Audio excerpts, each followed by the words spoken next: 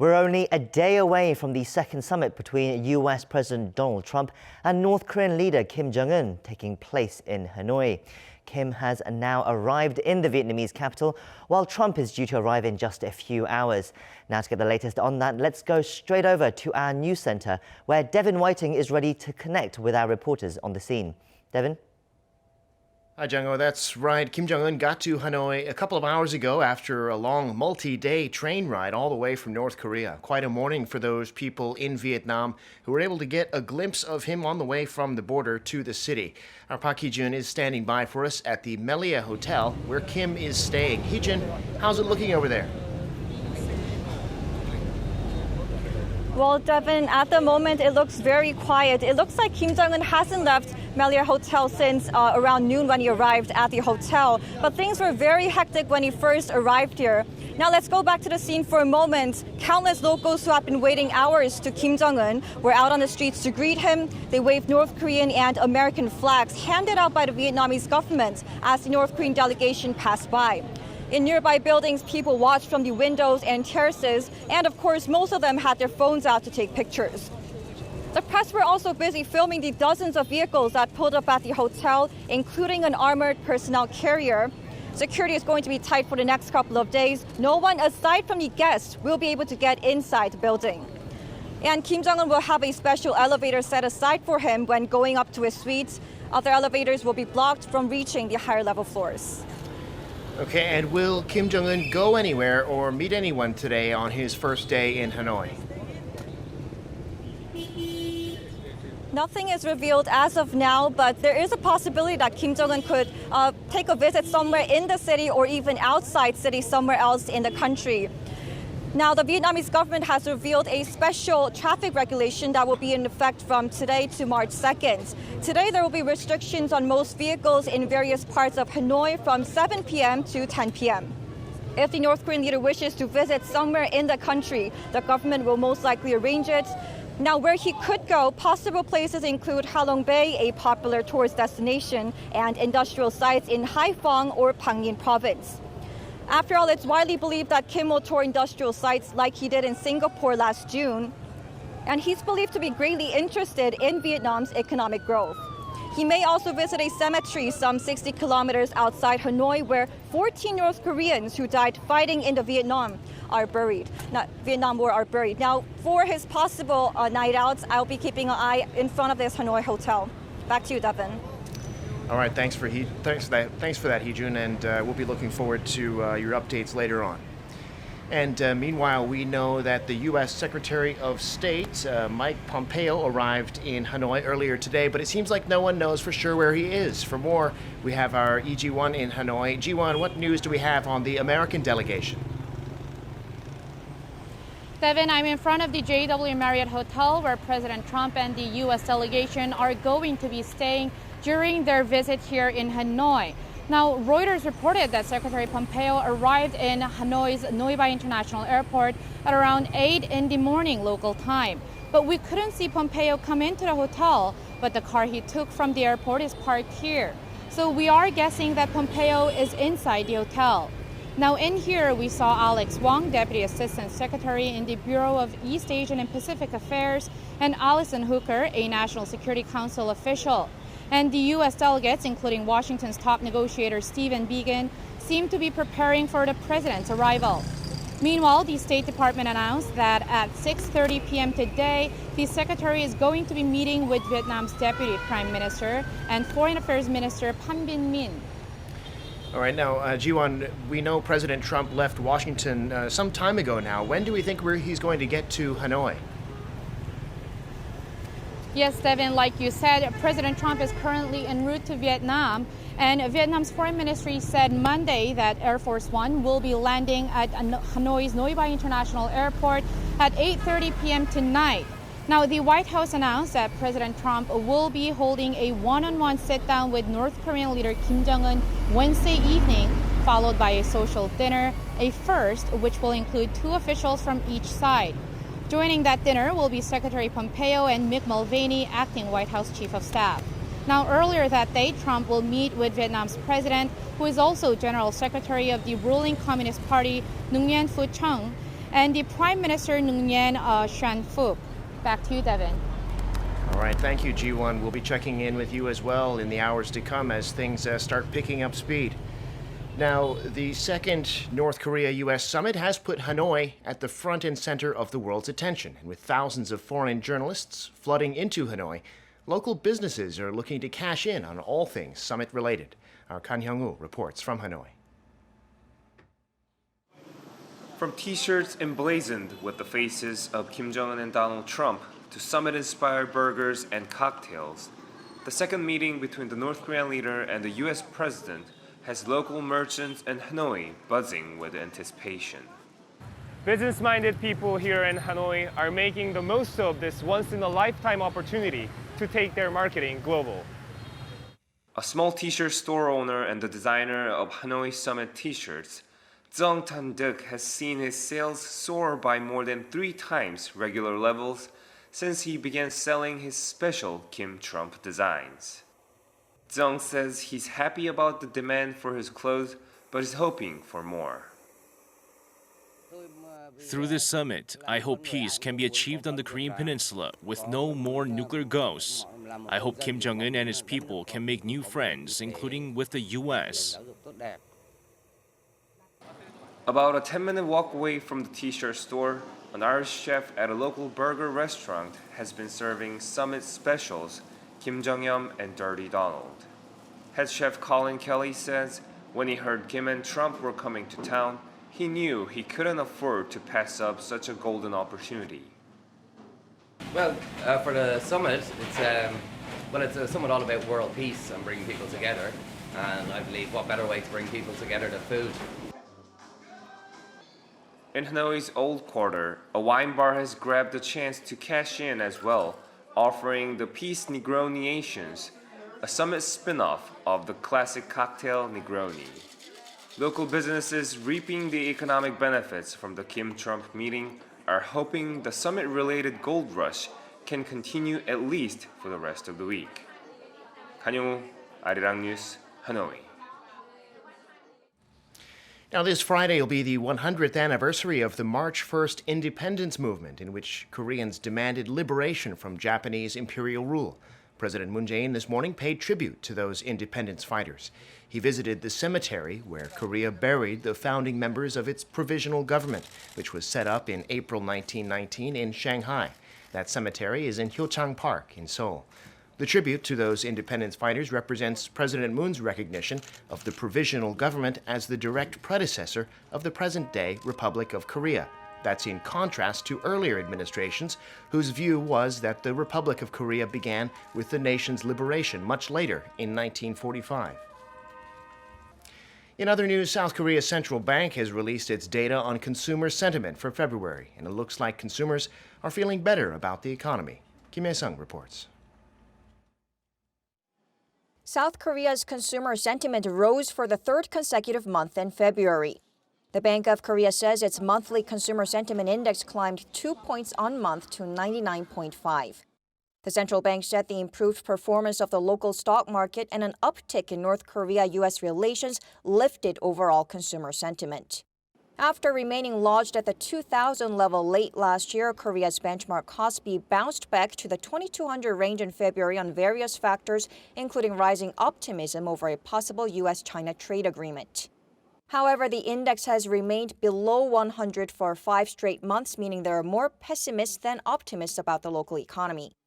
Among 6 major sub-indices, 4, including households' view of current economic conditions, rose sharply, up 5 points to 70. The view of future economic conditions jumped 4 points to 80. At the same time, business sentiment in Korea has also improved. According to the Korea Economic Research Institute's survey on 600 businesses in the country, the Business Survey Index for March hit 97, up from a decade low of 81 in February. Respondents pointed to de-escalating trade tensions between the U.S. and China, better demand conditions in the auto and shipbuilding sector, and more working days in March compared to February as reasons for improving business sentiment. Business outlook in the auto and shipbuilding sector hit 104.2, nearly doubling from a reading of 53 for February.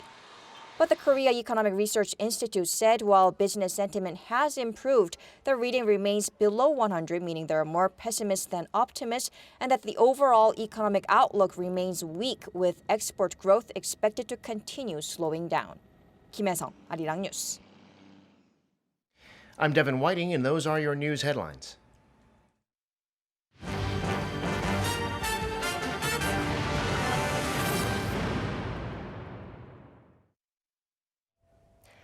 Kim Jong-un arrived in Vietnam today after a 65-hour train journey from North Korea.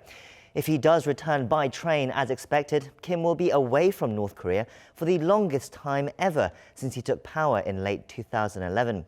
Despite the roundabout journey, watchers say, though, this displays his confidence in his regime's stability. Our Park Ji-won has more. Kim Jong-un and his delegation traveled to Vietnam in his heavily armored train.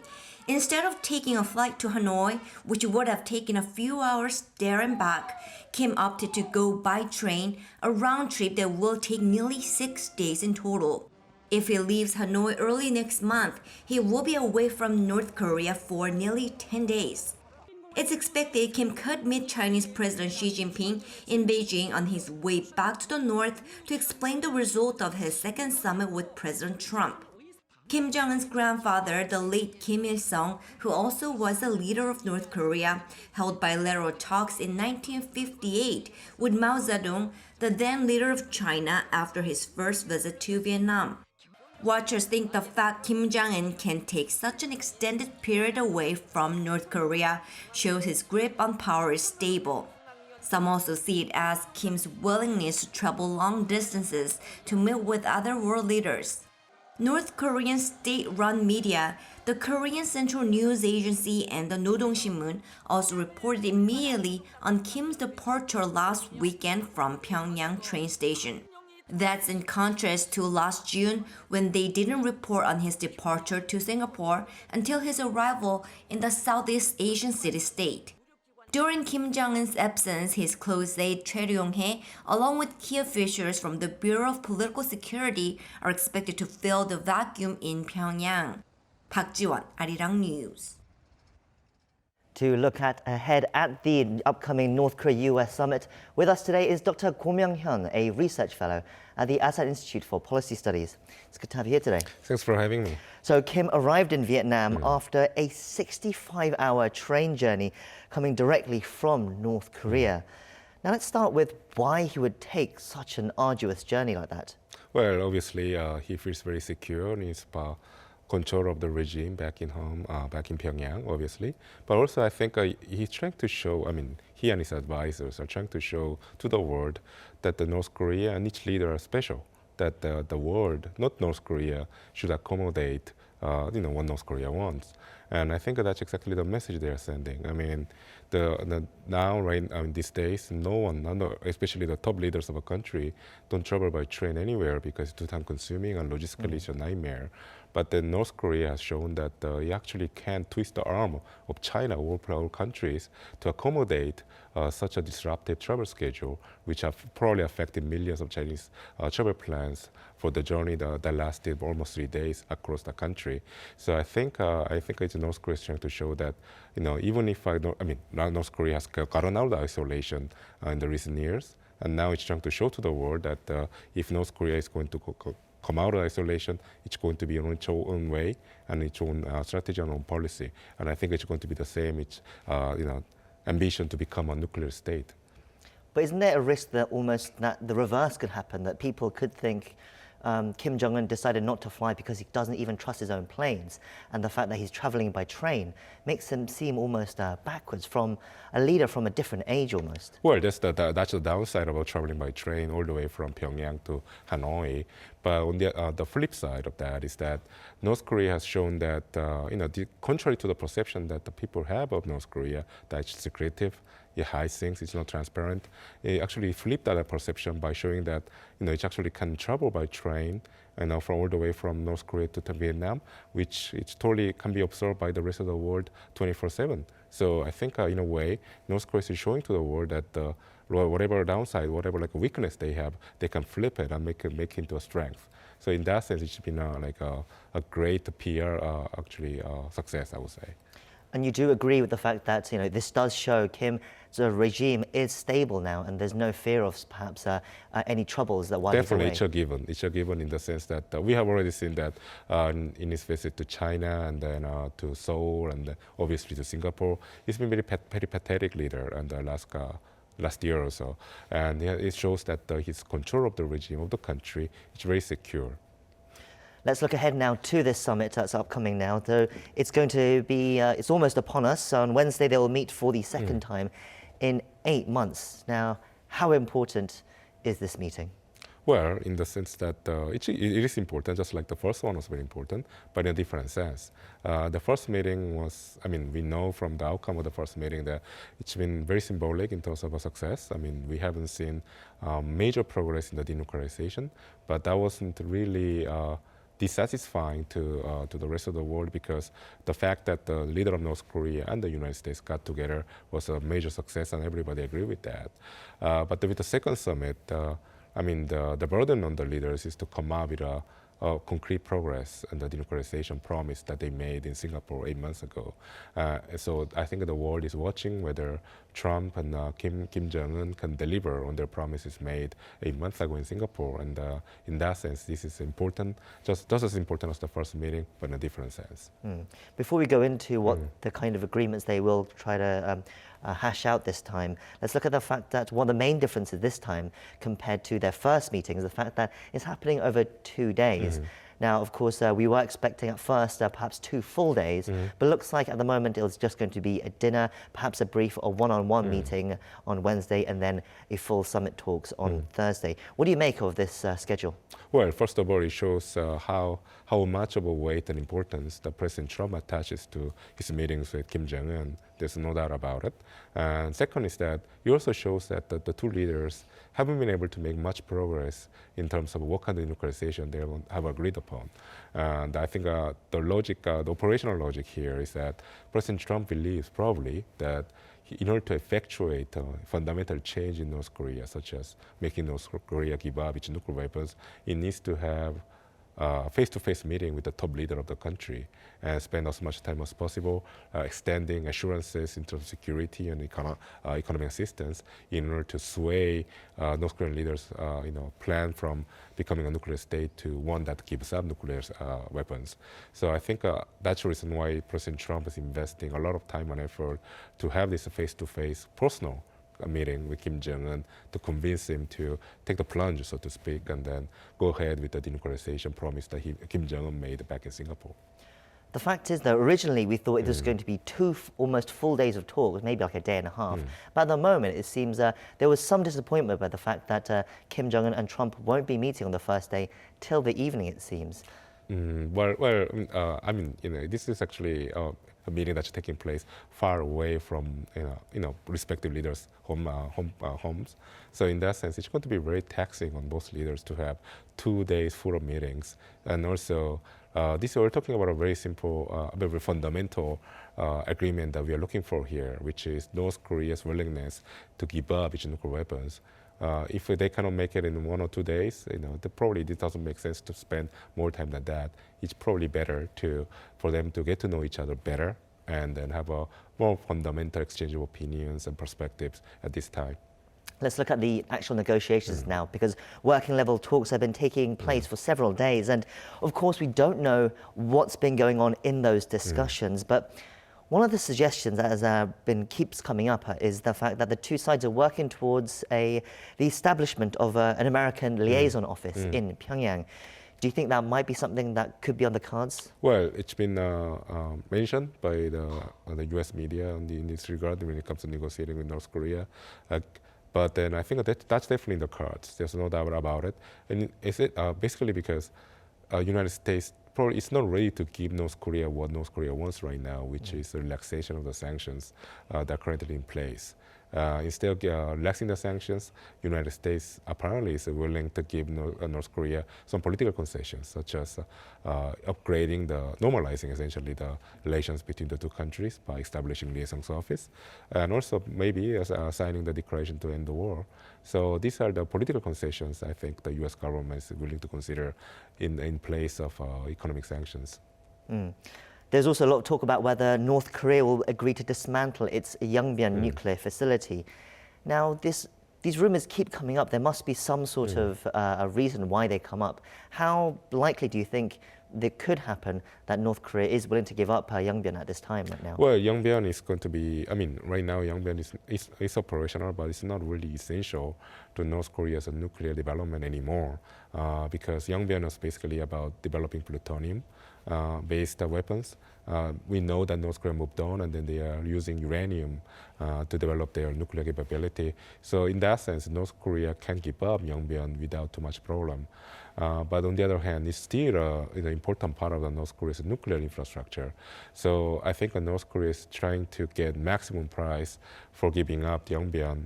I'm sure North Korea invested a lot of time and effort and money in building the facility. So, but then I don't think North Korea is hearing from the U.S. side that the U.S. is willing to give a lot of price for North Korea to give up Yongbyon. One other possible outcome as well is that there is some expectation towards some sort of agreement, towards a declaration to formally end the Korean War. Now, in the past, South Korea and China have been expected to be involved in those kinds of agreements, but the Blue House seems to have almost given it a blessing, should we say, to North Korea and the US to come up with an agreement on their own. And the Blue House spokesperson also recently said that the possibility of the two sides agreeing to something on this during this summit remains open. Do you think we can expect something on that as well? Well, clearly the Blue House is sending a signal to North Korea and the United States that the bar to agree on the declaration to end the war is much lower now because South Korea is no longer asking the two countries to join in this kind of occasion. So essentially it makes the signing of the agreement much easier logistically and politically for North Korea and the United States. And I think the reason why Blue House is pushing for this is because after the North Korea and the United States, which right now they're focused on sanctions and denuclearization, if the two countries sign on the declaration to end the war, it will actually ease up the further progress on the inter-Korean exchange. And that's because South Korea can claim that basically the war is over in the Korean Peninsula and start the work on the transitioning and the current inter-Korean relations from one of the armistice to one of the peace regime. I think that was a major program for the Blue House, and I think that's something that the Blue House wants from Hanoi, regardless whether South Korea has an input there or not. But how likely do you think that is that they will actually have some sort of a formal declaration to end the Korean War this time? Do you think it might not be just more like, they promise to work towards a declaration working with South Korea and China, would it not? Well, I think the chance, the possibility of happening is actually 50-50. Depends on what North Korea can deliver in terms of denuclearization. But at the same time, there's also this factor that President Trump wants to come out with a tangible achievement coming out of Hanoi this time. So declaration to end the war could be one. But we have to remember that if you just focus on President Trump, the chance of signing the agreement will be much, much higher. But we have to remember that back in Washington, there's a high level of concern about unilaterally signing the declaration to end the war because there's a suspicion that this could lead to the dismantlement of the United Nations Command. You would undermine the justification to base the U.S. troops in the South Korea, which in the long run will undermine the alliance. So that's going to be a factor that President Trump will take into account when he considers signing the agreement. As usual, we haven't heard much from Kim Jong-un, but Trump has been making various comments about the upcoming summit. And the latest comments that has caught most of our ears is the fact that he said he'd be, quote, happy as long as North Korea does not conduct any further nuclear or missile tests. And that's all he's looking for now. Is he looking to try and lower expectations at the moment? Definitely, he's lowering the expectation for his American electorate. also it lost expectation for North Korea because while essentially President Trump is cabling to North Korea that the pressure won't be there for North Korea to deliver on denuclearization, but at the same time, the sanctions will remain in place because he's very right now happy and doesn't seem to feel the need to use sanctions as a leverage to speed up or slow down denuclearization. So I think North Korea will consider that factor really carefully because right now I think North Korea is the one that's desperate for time, meaning it needs to have some sort of a pressure lowered on the part of the, on the economic front right now. But then if President Trump is happy with the current status quo, that means that the United States won't consider, seriously, to lift the sanctions because nothing is really against their liking. So I think that's something. It's a message to North Korea to deliver on the objective promise about denuclearizing, but at the same time just cabling to Pyongyang that there's no pressure for it. So which is kind of a contradiction, but it's the way President Trump operates right now. Perhaps North Korea is the one who's more desperate in the situation right now, as you say. We'll have to keep an eye out for what comes out of this summit in the next couple of days. Thank you for coming in, and you'll be with us throughout the next 2 days as well to give us your insights further as well. It will be my pleasure. Thank you. Thanks. And that is where we close out our show. From Wednesday, 12 p.m. Korea time, Arirang News will be providing you with full non-stop coverage of the events in Hanoi. So for the latest and in-depth analysis of this key meeting, be sure to tune in. Thank you for watching, and goodbye for now.